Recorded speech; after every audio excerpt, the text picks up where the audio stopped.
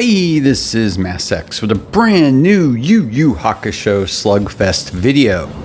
And we've got our September 2025 tier list for global. So let's get right to it. We've had some character drops over the past month and some changes.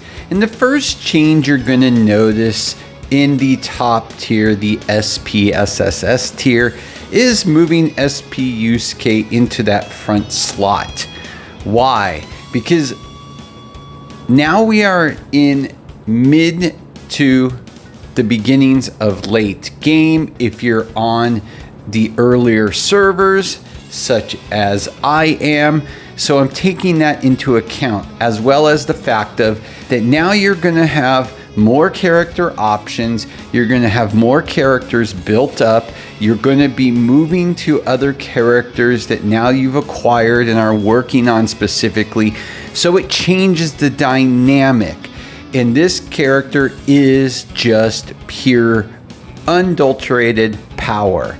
And when teamed up with the right other characters with him, such as the main meta team, which I did a separate video for, he is an absolute juggernaut.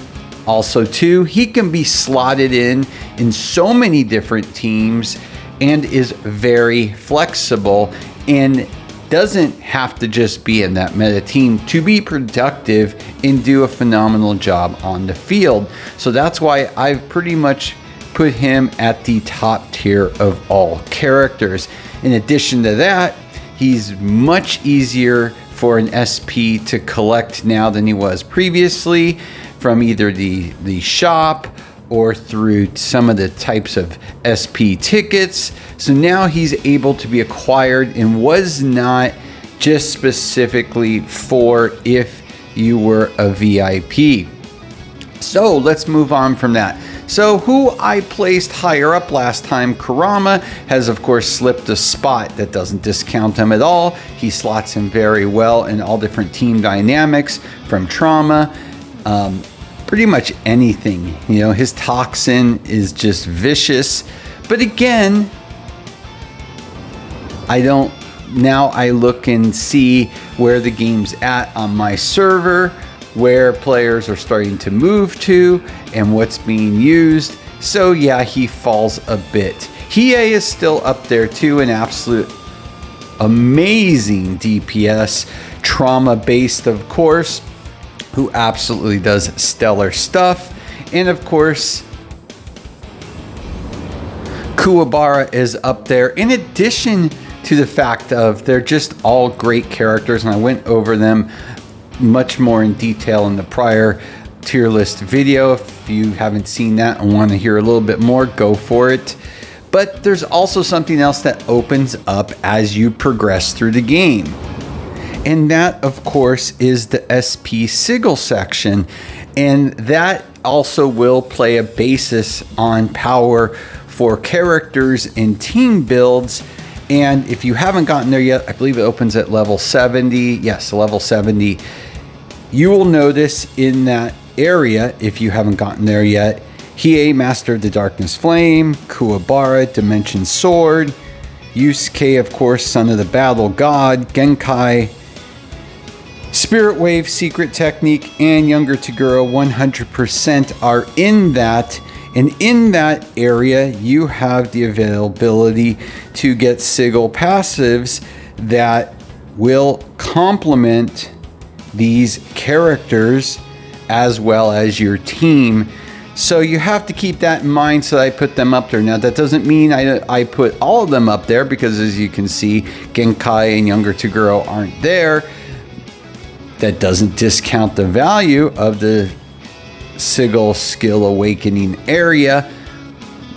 But those two characters, and we'll talk about this in a second, I think are a little bit more niche, or you build your team more around them.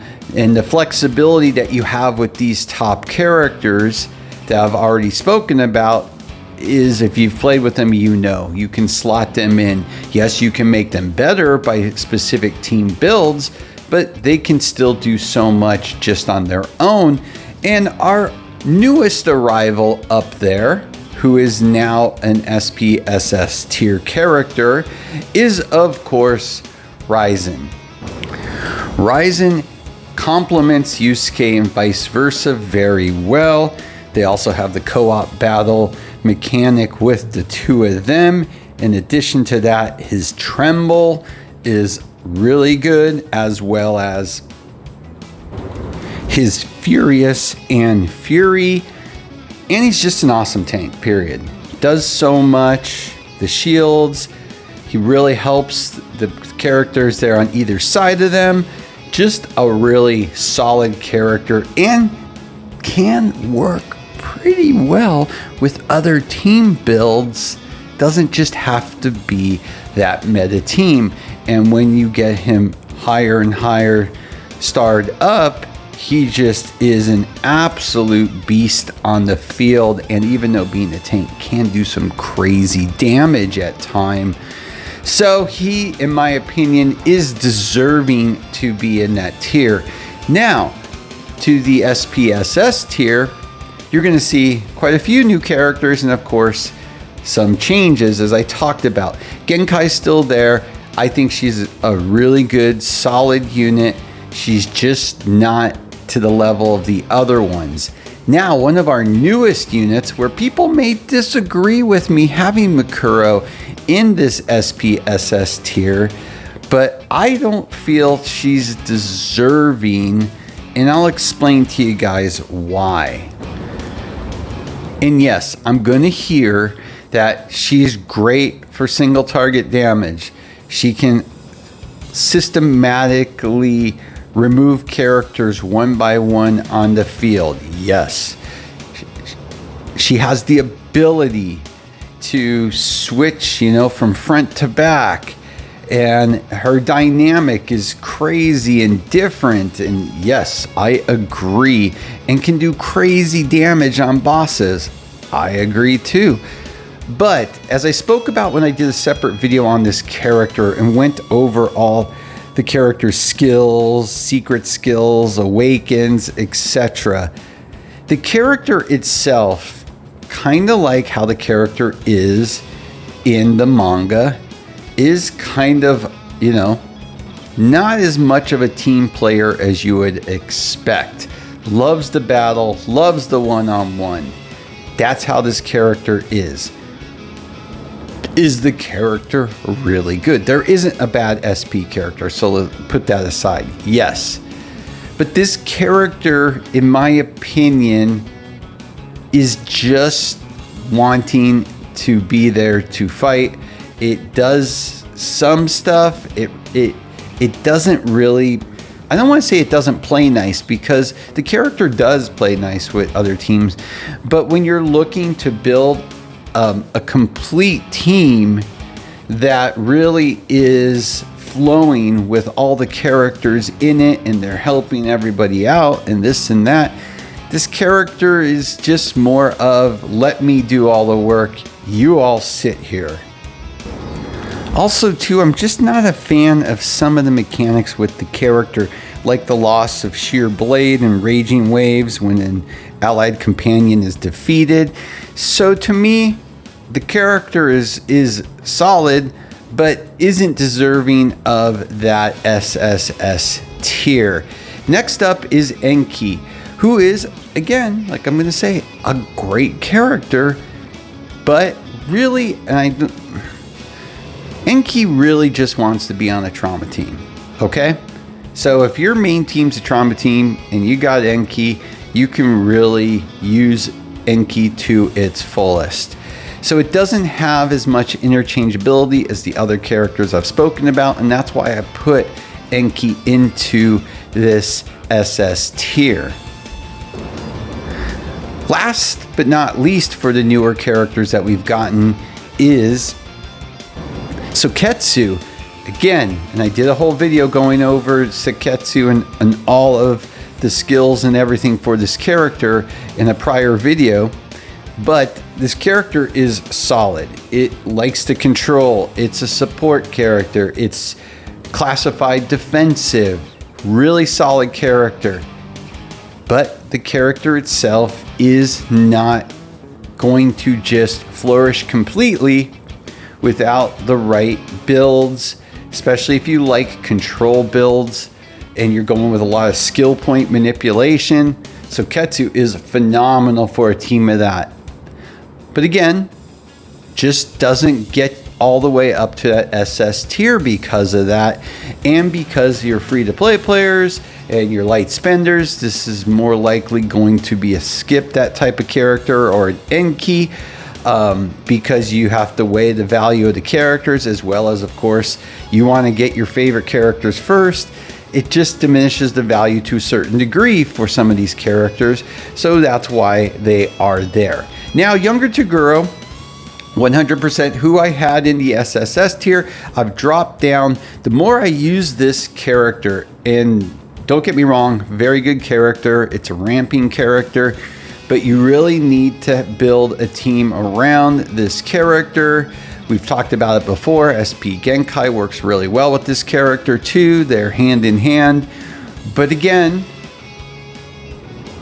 it's not a perfect character. It's not the character with full interchangeability like I've talked about before. If you want a really good sustain, want to build a great sustain team with Younger Toguro there as your ramping DPS, he's might be the best in the game when it comes to that.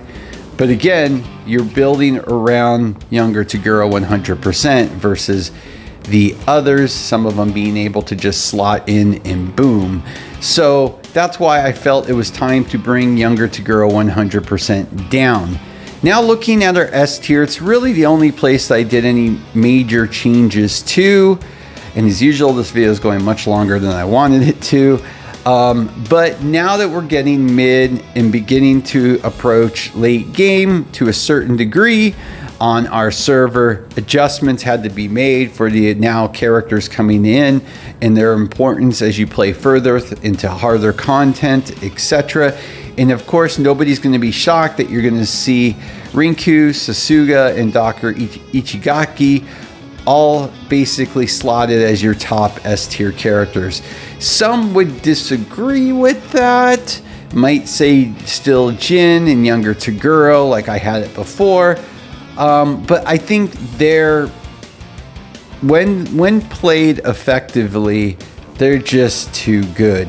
And when all of their exclusives are available, everybody will really just see how good they actually can be. Because I think right now all we have is the exclusive for Rinku, nobody else. Now some might be going, why is Roto all the way down to the very end?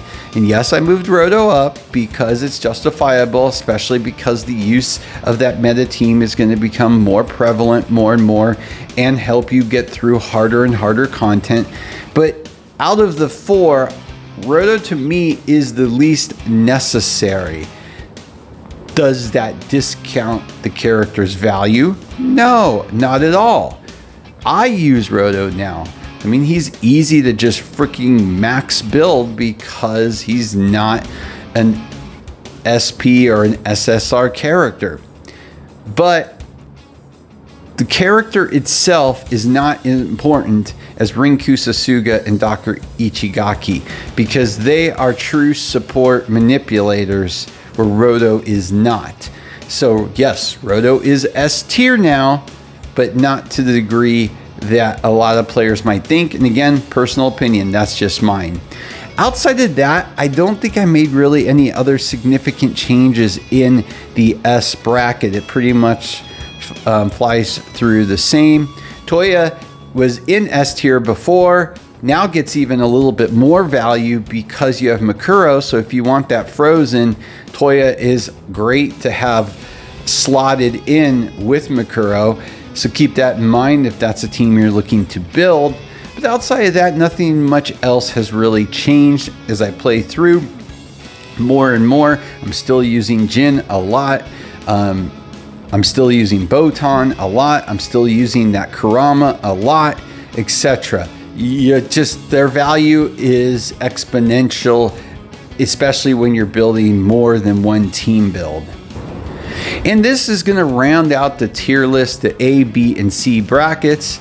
Again, as I said previously, A, serviceable, decent characters. B, wouldn't necessarily build unless you need them for something specific. And if you do, then they may be that puzzle piece you're looking for. And C, I just haven't had much value in team builds I've done with those particular characters.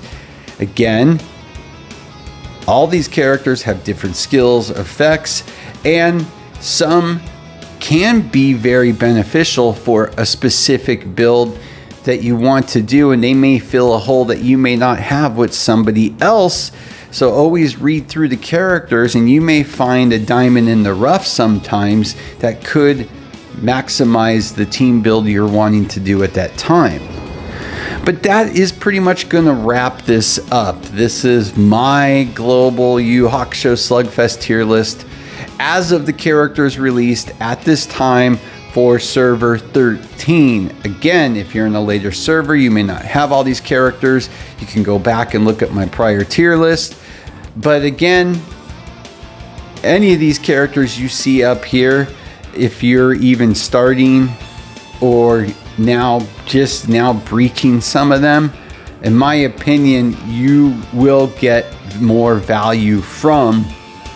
So keep them in mind when you want to build them. So, alrighty, I think that wraps it up. So with that, as always, please like and subscribe. It helps a lot. Have a great day.